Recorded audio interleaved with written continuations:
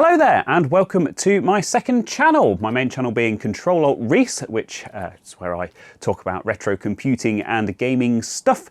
And one of the things that I've been doing just lately is building this YouTube studio. And one of my most recent tasks is to put up this sound deadening material on the walls. It just helps to cut down on some of the reverberation and some of the echo. It's very, very subtle, but it does help to improve the quality of the audio somewhat. And I'm always trying to improve things in very small incremental ways for every single video. So very cool stuff. And this is relatively inexpensive. I bought this on Amazon UK. I'll put a link to that down in the description. And you get packs of 24 of these acoustic tiles. And these are really good because they're uncompressed. Quite often you'll buy this stuff online and it'll come completely squished, and it's been that way for quite a while and it takes forever to uncompress. So that's why I bought this particular one. And it's a nice thick dense foam as well. This isn't a sponsored video or anything like that. This is just the stuff that I found that works for me. But the trouble with this is you can't stick it directly to the wall. It's very difficult to find anything that will actually stick to this material effectively, especially if you don't want to damage the wall. I've seen people use like No More Nails and construction type adhesives, and they do sell acoustic adhesive for this as well, but it's quite expensive, and yet again it's going to take chunks out of your walls. So this is the way that I've installed it here. What we're going to do is we're going to mount it on a piece of cardboard. So we need a piece of cardboard that's just smaller than the size that you want to mount on the wall. So in this video, I'm going to be making a 3x2 panel, so 6 of these in total. So I've got this piece of cardboard here, which I've already cut to size. Need a tape measure so we can mark it out so we know where the tiles are going to go. We've got some 3M command strips, which is what I'm going to use to stick the cardboard to the wall once it's done. Obviously a pencil and a straight edge to mark things. And I've got my hot glue gun here, which I'm going to use to attach the tiles to the cardboard. Although, as mentioned, there are other types of adhesives, like the No More Nails and acoustic adhesive that they sell specifically for this purpose. I just happen to already have a hot glue gun, and in my experience, it works great. So, without further ado, let's get this marked up and get these tiles stuck to it, and then I can get it up on the wall. So these tiles are 30 centimeters square, or around a foot pretty much, and we want to cut the cardboard to be slightly smaller than we need because we don't want it visible poking out of the edges or anything, and it doesn't need to completely cover the backs of the tiles. So this is just the side of, this is actually the side of the box that they came in, and this is 42, so it's kind of on the smaller size of what I'd usually use, but it will work perfectly fine for our purposes. And it is 74. So yeah, obviously the absolute maximum size that you would want it to be would be 60 by 90, but that's absolutely perfectly close enough. And what I'm going to do is I'm just going to mark the halfway point on here. So this is about, what, 41 centimeters, something like that. So we'll go for 20.5 just to keep things nice and even. And of course we'll mark that on both sides. And then just use the straight edge to draw a nice straight line across the middle. So that's our center line.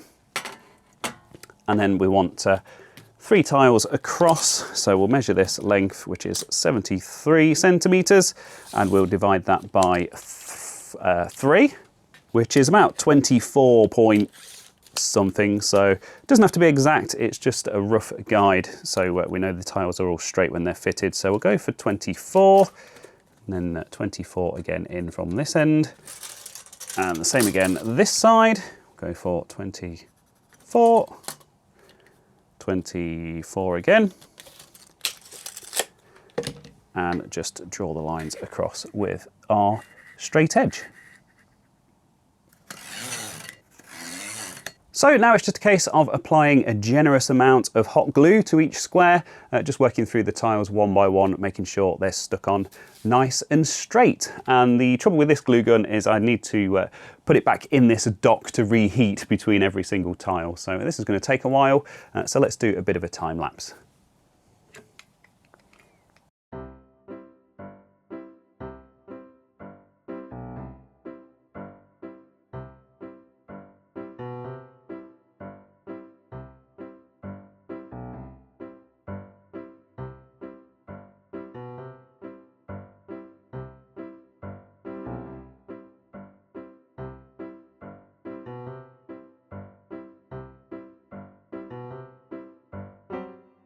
So there we go, that's all of the tiles stuck onto the cardboard, and I've just given that a few minutes just for the glue to go off. And the next step, of course, is to stick these 3M command strips onto the back of the cardboard. Other alternatives are available. This isn't a sponsored video, like I said. I've just been using these for years and they've always worked well for me. And the cool thing about these is that they don't damage the paint or anything like that, and you can peel them off and reuse them, which is fantastic. So what we need to do is just turn this over.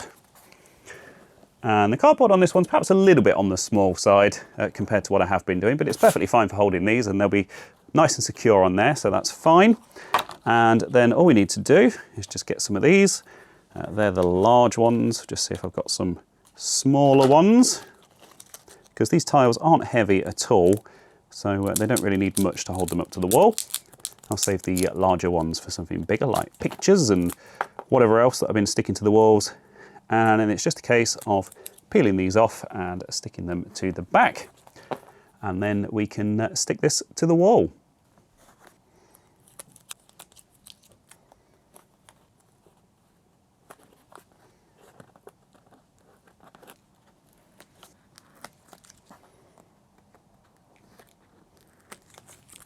Pardon the mess, but I'm not set up to record down in this corner, hopefully for obvious reasons, but I've got the laser level there on my standing desk, so it's set up so this should be level with this existing panel. So all that's left to do is to stick it to the wall.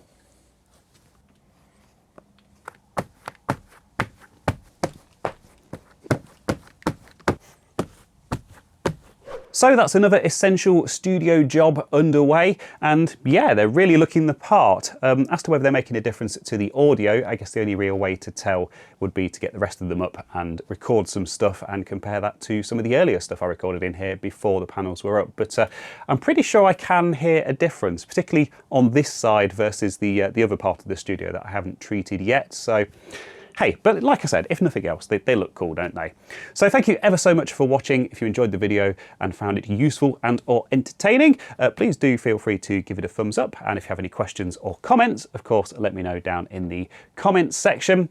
I will link down in the description all of the things that I've used in this video to put these panels together, and of course the acoustic panels themselves. And if you're interested in retro computing and retro gaming stuff, you might want to check out my main channel, Control-Alt-Reese, which of course I will also link down below. But that's all I have for you for this video, so thank you ever so much for watching, and hopefully I'll see you soon.